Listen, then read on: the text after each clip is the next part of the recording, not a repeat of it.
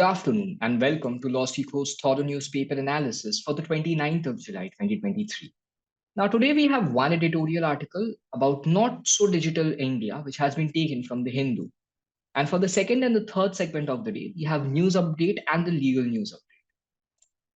Now, with regards to today's editorial, which is not so digital India, as the title of the editorial summarily shows, that it talks about the internet censures that have happened in India for the past few years. It does talk of the Manipur internet shutdown in particular, but it also shows how the central government or how the state governments have gone forward, banned internet services in particular areas or in particular states, and that is a direct violation of fundamental rights. The same has been said by the Supreme Court, and yet it continues in blatant violation. So, in an age of digital India, is this truly the sign of a digital world? Now, the issue at hand is that Manipur has been bereft of internet facilities for 3 months.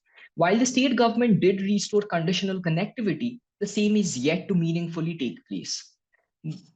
Now, why is it? Because we are saying that conditional connectivity has been, restored, but then we also see that meaningfully it has not taken place. Why so? Now, this is because the government has said that you can only be using broadband connections. Mobile internet services have not been restored. Here is the issue. Mobile internet services is the medium of internet which is used by 95% people in India. How many people do you think have broadband services, especially in areas like Manipur? That is the problem. Even if internet is restored, it is not a meaningful restoration at all. Further, to aggravate this, if we put it into the bigger picture, we see that with 51 shutdowns and counting, India is going to again clinch the title of global leader in internet shutdowns for 6 consecutive years.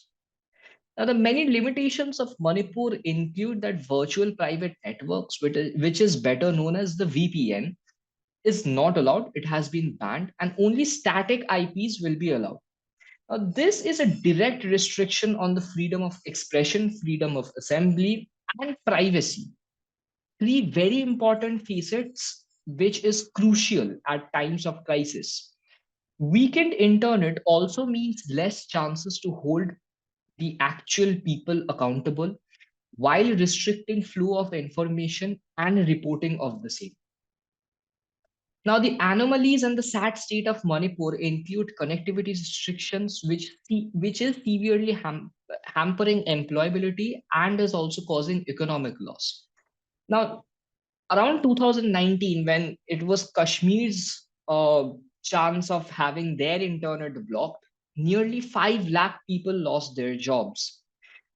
Further, on an economic estimate, 2021 saw a loss of 800 crore rupees just because of 1 month of suspension of Kashmir's internet. And this figure alone relates to Kashmir's.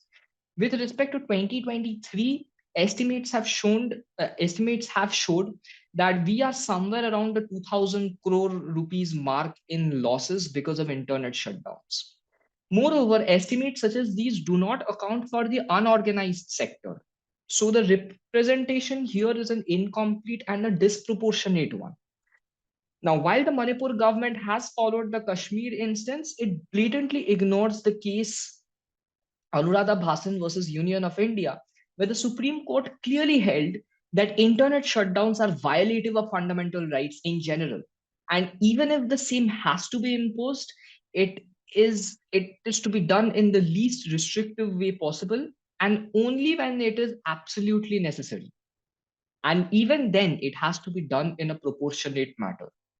Uh, this is not, however, the case in Manipur, and all of us do hope that the situation in Manipur, the communal violence, the internet shutdowns, everything restores back to normal, and people get a chance to live their life peacefully as they should.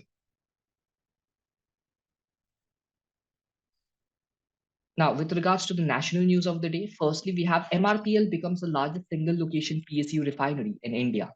The Mangalore Refinery and Petrochemicals Limited, a mini Ratna CPSC PSU refinery based in coastal Karnataka and a subsidiary of ONGC, has become the single largest PSU refinery in the country for the year of 2022-2023.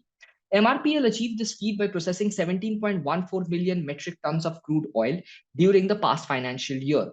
This is also the highest ever throughput processed by any single location PSU refinery in India's petroleum refining history. Set up as a joint venture refinery in 1988 with a 3.96 mmTPA, which is the million metric tons per annum capacity. MRPL later underwent a second and third phase expansion to raise its capacity to 15 mmTPA. The refinery configuration has a Nelson complexity index of 11.3, one of the highly complex PSA refineries. The MRPL petrochemical intensity is currently at 9.5%, aiming to reach 15% in the medium term. Next up, we have Maruti, Tata, HP, Coca-Cola, and 35 other firms to launch RECEIC, a global industry-led coalition. Now, the RECEIC is being formed with the objective of bringing together nations, industries, and experts in their endeavor to take forward the global circularity agenda. 39 firms across industries will be the founding members of this coalition, and this was again held in the fourth Environmental and Climate Sustainability Working Group meeting of the G20, where India is leading the chair. The coalition would include multinational firms with a wide range of sectors, including steel, FMCG, beverages, electronics, IT, automobile, manufacturing, etc. For now, we know that Aditya Birla Group, Coca-Cola, HP Inc., Nestle India, Oppo, Siemens Limited, Unilever, Maruti Suzuki, Tata Motors are among the 39 firms that will be a part of this coalition. Also, in a very proud moment for India, India's Buley sisters among the four females to enter BCCI Umpiring Panel. The Indore-based Buley sisters, Nidhi and Ritika Buley, are among the four retired female cricketers who have paid their way into the BCCI umpires panel with a distinction. Nidhi played a test in ODI for India back in 2006, while her younger sister Ritika represented Madhya Pradesh in 31 first-class games. The BCCI conducted the exam for retired cricketers from the 10th of June to the 13th of June, and the result was declared now. Next up, finally, in a massive heave of relief, Indian men and women football teams to participate in Asian Games.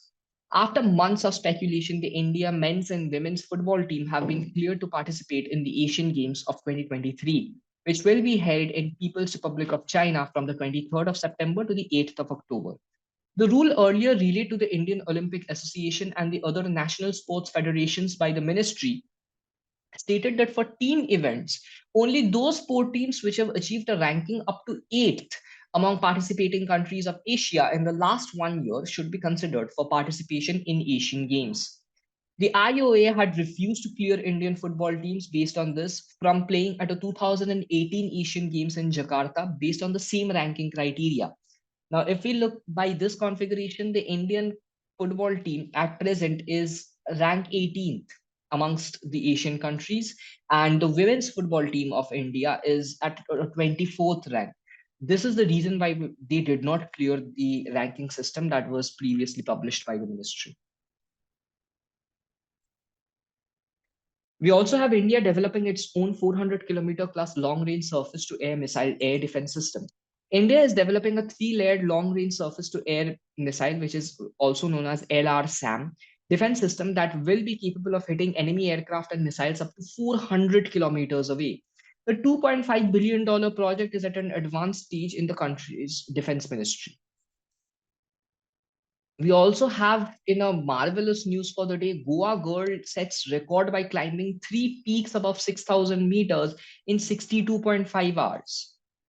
A 12-year-old mountaineer, Gunjan Pankaj Prabhu Narvekar from Goa, set a new global record by successfully climbing 3 peaks above 6,000 meters in the Markha Valley in the Ladakh region in just 62.5 hours. After achieving this commendable feat, Gunjan now aims for Mount Everest. The 3 peaks that she climbed and successfully summited are Mount Kang Yapse 2, which is 6250 meters, Mount Reponi Mallari 1, 6097 meters, and Mount Reponi Mallari 2, 6113 meters. Mountain ranges located in the Markha Valley in the Ladakh region. Except we have Shankari Chandran wins Miles Franklin Literary Award 2023. Shankari Chandran, who was raised in Canberra, has won Australia's major literary award for her novel Chai Time at Cinnamon Gardens, published by Ultimo Press. The Miles Franklin Award, worth $60,000, was announced on the 25th of July 2023. The book is set in a Western Sydney nursing home and discusses a rising tide of racism in contemporary Australia, woven through the upheavals in recent Sri Lankan history and the legacy of colonialism in general. For the international news segment of the day, Indo-Canadian Anita Anand named Treasury Board President in the Trudeau cabinet. In the latest cabinet reshuffle, Canadian Prime Minister Justin Trudeau has appointed Anita Anand, of Indian origin, to the position of Treasury Board President. Anita moved to Ontario in 1985 and is the first elected member, and sorry, was the first elected as the Member of Parliament for Oakville in 2019. Previously, she served as the Minister of National Defense and as Minister of Public Services and Procurement. She served on the board of directors of the Lighthouse Program for Grieving Children, the Oakville Hospital Foundation, and the Oakville Hydroelectricity Distribution Inc. in her Oakville community. She also worked as a scholar, lawyer, and researcher, as well as a legal academic. She worked as a professor of law at the University of Toronto as well. Except we have the International Tiger Day, which is celebrated globally on the 29th of July every year to raise awareness about one of the most majestic and endangered creatures on our planet, the tiger. This day provides a platform for people all around the world to emphasize the value of tiger conservation and the immediate need to save these majestic big cats from extinction. The Global Tiger Day, commonly referred to as the International Tiger Day, was first established in 2010 during the St. Petersburg Tiger Summit by nations that are home to tigers. Now, for the legal updates of the day, we have Honorable Supreme Court issues notice on RBI appeal against Kerala High Court order that lifted loan restrictions imposed on the cooperative bank.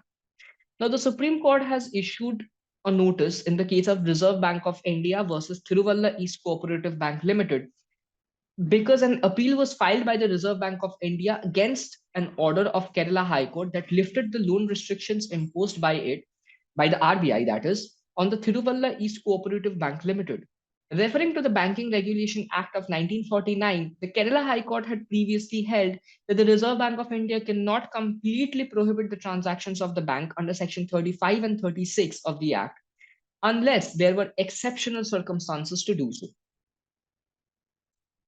So this was all for today. For free study materials and PNA PDF slides, please join our Telegram channel, the link of which you can always find in the description, or you can scan the barcode that is given on your screen. While you should also be subscribing to us on YouTube to stay up to date with the thorough newspaper analysis every single day, I would like to remind and recommend to you the quiz that we put out in the description of this YouTube video with the thorough newspaper analysis, that is every single day. Now, this quiz is basically a pop quiz which helps to refresh in your memories about the GK that we discussed in the previous day's thorough newspaper analysis. And I'm sure it will be very helpful in your preparation. Thank you.